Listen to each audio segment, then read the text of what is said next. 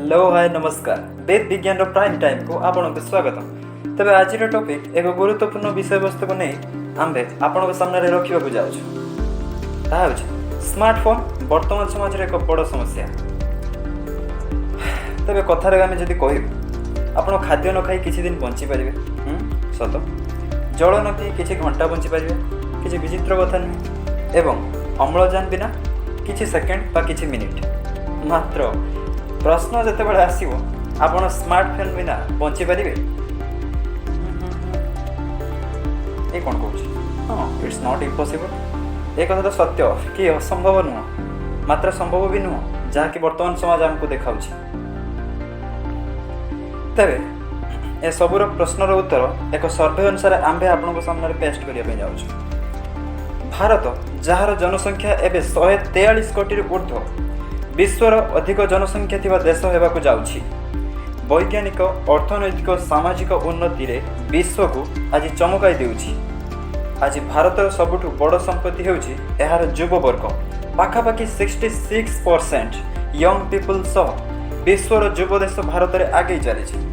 किंतु कौन आपण जानिछंती आज भारतर सबुठु बड़ समस्या भाव में कौन देखा देछि आपण माने भाबी पारुथिबे कौन हेथै पारे दारिद्र्यता हाँ किंबा महंगा किंतु ना भारतर सबुठु बड़ समस्या स्मार्टफोन हो जाइछि।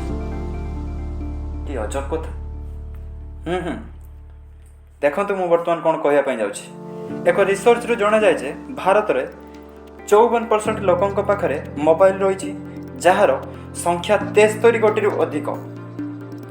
मोबाइल साधारण लोकंक जीवन शैली रे उन्नति आनिछि सत किंतु ताठू अधिक परिमाण रे ताहा समाज को क्षति पहुंचाउछि।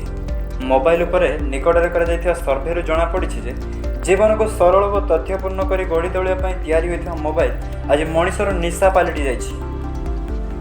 समान सर्वे रु जणा पड़े भारत रे 37% लोक स्वीकार करिसेंति जे समाने प्रति 2 मिनिट रे थरे ओ माय गॉड प्रति 2 मिनिट रे थरे मोबाइल लॉक खोली थांती। सही परी 41% लोक स्वीकार करिसेंति जे सेमाने समानक दिनर 2 घंटा केवल रील्स देखिबारे काटंती। This is the greatest problem believe me. सही परी 33% लोकंक कहवा कथा अनुसार मोबाइल बिना सेमानंकु डर लागि थाए।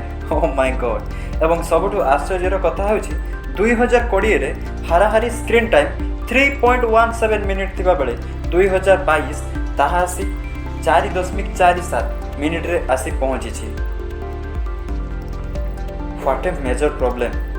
मानसिक रोग विशेषज्ञ मानक कहवा कथा हला मोबाइल भली इलेक्ट्रोनिक्स डिवाइस रो व्यवहार फल मनीष डिप्रेशन एंजाइटी स्लीपनेस परि गंभीर रोग शिकार होउछि।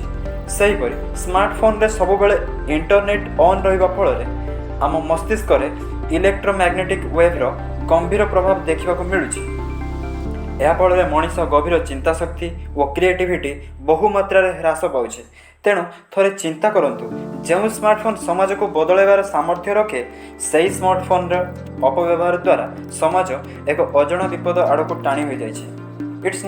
इट्स नॉट डिफरेंट बिकॉज आपण माने समस्ते जानिथिबे जहार किछि भल गुण थाए तार किछि खराब गुण थाए मात्र आमर कर्तव्य होछि आमे भल गुण को बाछिबा। तेणु वेद विज्ञान माध्यम आसतु यही आसन विपद सह लड़िबा पई प्रथम पादर एवं प्रथम स्टेप नेबा निजे सचेतन हेबा सहित आखपाख लोकंकु भी सचेतन कराइबा एवं निजे मोबाइल रो गुलाम न होई मोबाइल को निजर गुलाम कराइबा। Thanks for listening and thanks for watching the video.